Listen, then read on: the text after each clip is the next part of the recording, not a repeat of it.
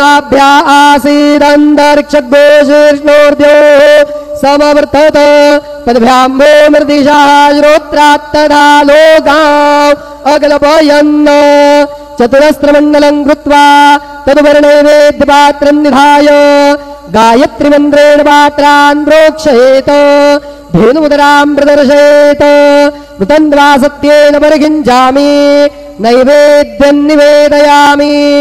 ॐ प्राणाय स्वाहा ॐ अपानाय स्वाहा ॐ व्यानाय स्वाहा ॐ उदानाय स्वाहा ॐ समानाय स्वाहा ॐ ब्रह्मणे नमः।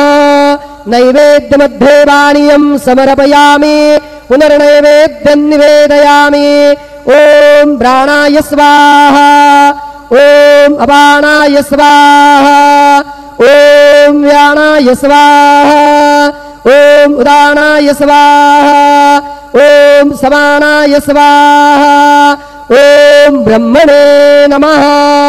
नैवेद्यं समर्पयामि हस्तप्रक्षालनं समर्पयामि मुखप्रक्षालनं समर्पयामि शेषोपचारार्थे प्रार्थनापूर्वकं नमस्कारं करोमि। श्री सच्चिदानंद सद्गुरु साईनाथ महाराज की जय।